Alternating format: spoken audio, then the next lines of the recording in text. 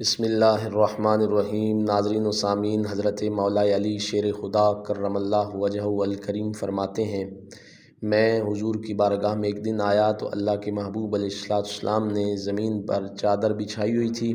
اور حضور اس چادر کے اوپر تشریف فرما تھے، اور میں حضور کی بارگاہ میں آیا تو حضور نے اپنے شہزادوں حسن اور حسین کو بھی اس چادر کے اوپر بٹھایا اور اپنی بیٹی سیدہ طیبہ طاہرہ حضرت فاطمہ کو بھی اس چادر کے اوپر بٹھایا، اور حضرت مولا علی شیر خدا رضی اللہ تعالیٰ عنہ فرماتے ہیں پھر حضور نے مجھے بھی اس چادر کے اوپر بٹھایا، اور بٹھانے کے بعد اللہ کے کریم نبی نے، اللہ کے پیارے نبی نے اس چادر کے کونوں کو پکڑ کے فرمایا کہ یا اللہ یہ میری اہل بیت ہے، یہ 5 تن پاک ہیں، اور فرمایا یا اللہ میں ان سے راضی ہوں، تو بھی ان سے راضی ہو جا۔ یہ 5 تن پاک اللہ کے محبوب فرما رہے ہیں یا اللہ میں ان سے راضی ہوں، تو بھی ان سے راضی ہو جا۔ یہ حدیث پاک اس کا اور طرح ایک مفہوم بھی ہے، جہاں پر حضور نے یہ بھی فرمایا ہے کہ اے اللہ میں ان سے پیار کرتا ہوں، تو بھی ان سے پیار فرما، اور فرمایا یا اللہ جو ان سے پیار کرے تو ان سے بھی پیار فرما۔ یہ وہ ہستیاں ہیں جن سے پیار کرنے پر حضور کی دعا ہے کہ حضور کی دعا اتنی بڑی دعا ہے کہ جو ان سے پیار کرے اللہ ان سے پیار فرمائے گا، اور حضور کی سنت ہے حسن اور حسین سے پیار کرنا، 5 تن پاک سے پیار کرنا، اہل بیت اطہار سے پیار کرنا، خون رسول سے پیار کرنا، یہ حضور کی سنت مبارکہ ہے۔ حضرت امام حسین فرمانے لگے کہ دنیا دار محبت کرنے والے وہ دنیا میں محبتیں کرتے ہیں، لیکن وہ پیسوں کی خاطر، دنیا کی خاطر اپنی محبت کا قبلہ تبدیل کر لیتے ہیں۔ آج ایک کے پاس ہیں تو کل کسی اور کے پاس ہیں، کل تیسرے دن کسی اور کے پاس ہیں، چوتھے دن کسی اور کے پاس ہیں۔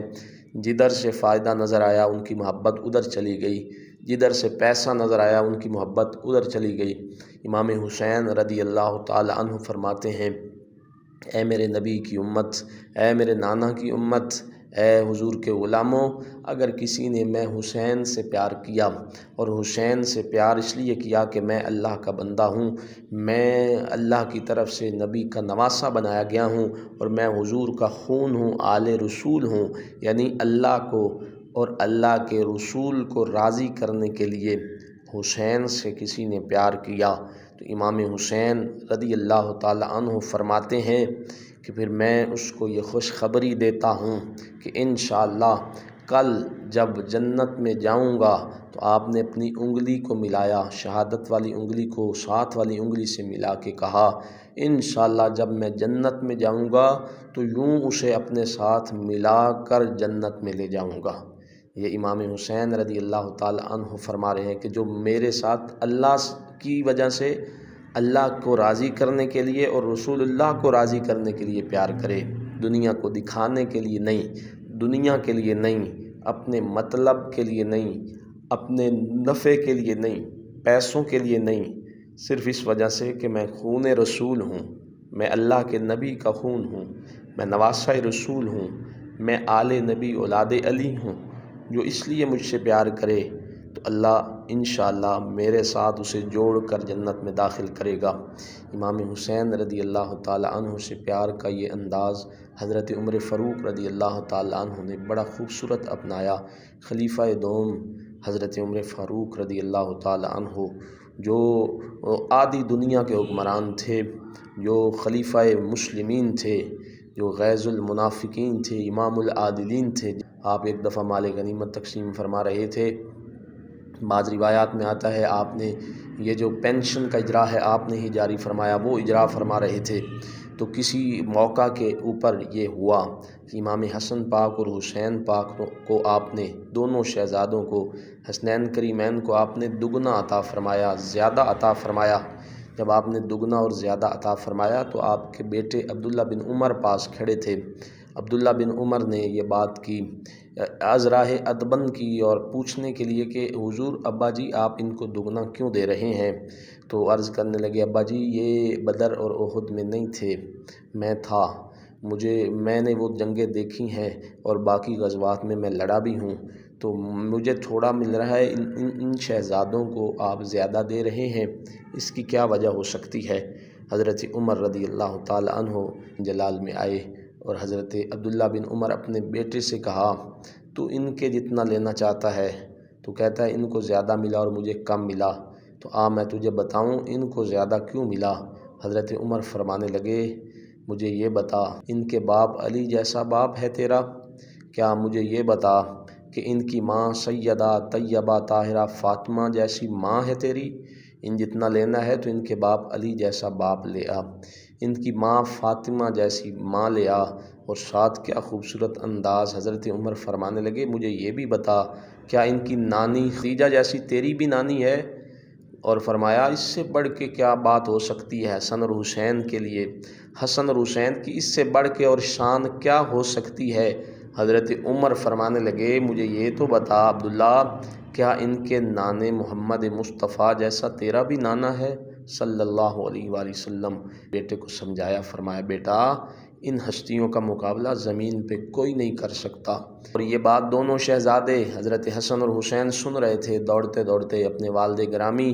حضرت علی المرتضیٰ شیر خدا کرم اللہ وجہہ الکریم کے پاس گئے اور جا کے کہا ابا جی آج چچا عمر نے غلامی کا حق ادا کر دیا، امیر المؤمنین خلیفۃ المسلمین حضرت عمر فاروق نے غلامی کا حق ادا کر دیا۔ مولا علی شیر خدا کرم اللہ وجہہ الکریم نے پوچھا بیٹا کیا ہوا ہے، کیا کیا ہے عمر نے، کیسے حق ادا کیا غلامی کا؟ تو حضرت امام حسن اور حسین پاک دونوں اکٹھی زبان میں بولے کہ ابا جی آج چچا عمر نے ہمیں دگنا دیا، ہماری تعریف کی، اپنے بیٹے کو کم دیا، اپنے بیٹے کے سامنے ہمیں کہا کہ ان کی نانی، ان کا نانا، ان کی والدہ، ان کے والد جیسا کائنات میں کوئی نہیں ہے۔ تو اس وقت حضرت علی فرمانے لگے، حضرت علی شیر خدا فرمانے لگے کہ بیٹا عمر ایسے کیوں نہ کہتا، میں نے آپ کے نانا جان کی مبارک زبان سے سنا ہے کہ حضور نے فرمایا ہے کہ عمر جنت کا چراغ ہے، عمر جنت کا چراغ ہے، جنت میں روشنی نہیں ہوگی، جنت خود روشن ہے، جنت خود نور ہے، لیکن جنت میں بھی اگر کسی کے ساتھ روشنی ہوگی، کسی کے وجود سے روشنی ہوگی تو وہ عمر ہے،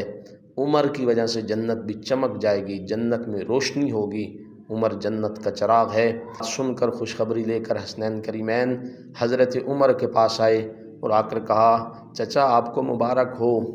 آپ کو مبارک ہو، ہمارے والد فرما رہے ہیں کہ حضور نے آپ کے بارے میں فرمایا تھا کہ عمر جنت کا چراغ ہے۔ حضرت عمر رو پڑے، کہا بیٹا یہی بات اپنے والد سے لکھوا کے لا دو۔